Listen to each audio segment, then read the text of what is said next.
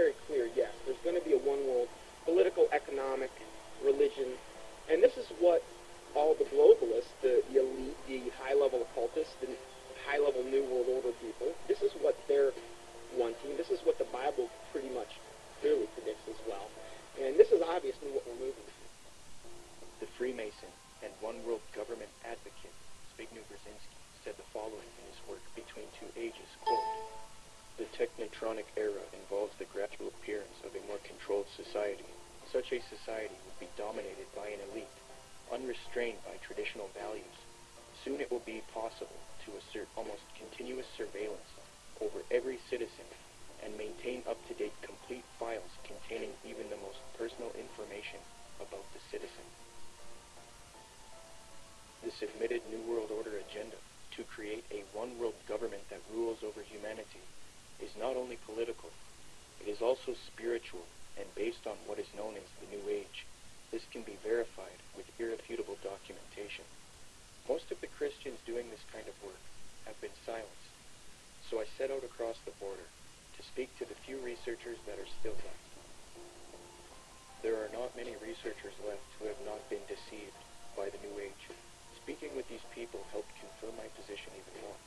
The New World Order exists. The elite are occultists who adhere to New Age doctrines, and they are responsible for this new trend of discrediting Christianity, Jesus Christ, and the Christian New World Order researchers. There is a voluminous amount of data that I have obtained in my research on this subject. But after watching this production, do not believe me. Don't believe a word of what I'm saying. Do your own independent research and verify this for yourself.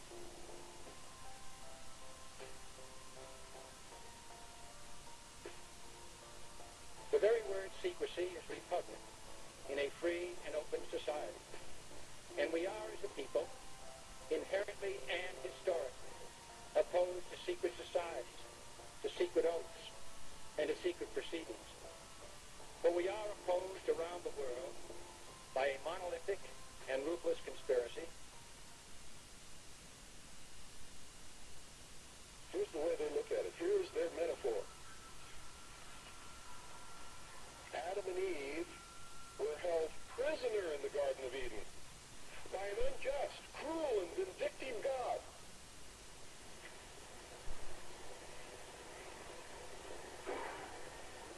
Until Lucifer, through his agent Satan, set man free from this garden by giving him the gift of intellect. Through the use of intellect, man will conquer the earth, will conquer nature, and will himself become God. It's taught in every Masonic temple in this land, every secret brotherhood, every secret society, every mystical temple, every occult organization teaches the Luciferian philosophy.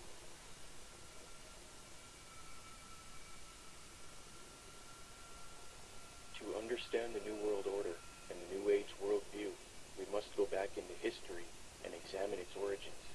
But first we must define our terms. By New Age, I am speaking about a worldview that has many facets and components, such as astrological and zodiacal beliefs in the New Age concept, channeling higher powers to achieve knowledge, meditation, the belief that all is one, or forms of monism, the belief that we can attain godhood, esotericism, or in other words, reinterpreting ancient texts to find hidden meanings and unify all religious belief into one. The belief that we need a one-world system for the coming age of Aquarius. By New World Order, I am talking about a political agenda to create a one-world system, one-world government, one-world economy, unity of humanity into one organism, control over humanity, and submission of the masses. But today, the largest countries of the world have agreed a global plan for recovery and reform. I think a new world order is emerging, and with it the foundations of a new and progressive era of international cooperation. To understand what is going on today with respect to the New World Order and the New Age movement, we must have recourse to the 19th century organization called the Theosophical Society. This organization in particular, among others, is largely largely responsible for the modern New Age movement and the political doctrine known as the New World Order. The founder of this organization was a woman named Helena Petrovna Blavatsky. Born August 12, 1831, Helena Blavatsky was very interested early in her life in the supernatural and the mythological. From 1848 to 1858, Blavatsky would travel the world to ascertain an understanding of the religious traditions of the world. She claimed to have traveled to South America, Egypt, Canada, France, Greece, Mexico, Tibet, India, Germany, and England during this time. It is said that during this travel, she learned many mysteries, secrets, and occult knowledge from every walk of life. With all of this new esoteric information in her mind, she moved to New York in 1873. Then in 1875, she formed an occult organization called the Theosophical Society. She founded this society with two men, Colonel Henry Steele Alcott and William Quan Judge. According to Alcott, Theosophy already had thousands of members and branches all over the world by 1885. After New York, Blavatsky and Alcott established the Theosophical headquarters in India, and the membership roster grew increasingly as time went on. Blavatsky's influence came from her writings. Her first book was entitled Isis Unveiled, published in 1877. She started a magazine in 1887 called Lucifer Magazine. Her principal work, The Secret Doctrine, was then published in 1888.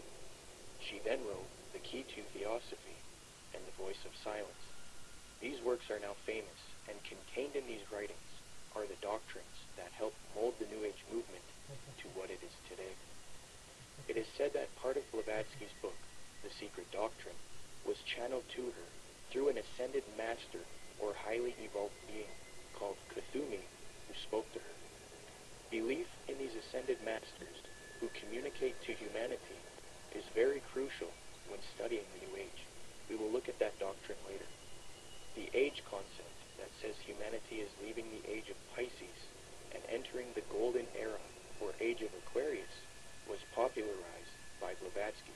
She taught Theosophists, at any rate, some of them who understand the hidden meaning of the universally expected avatars, messiahs, socioshis,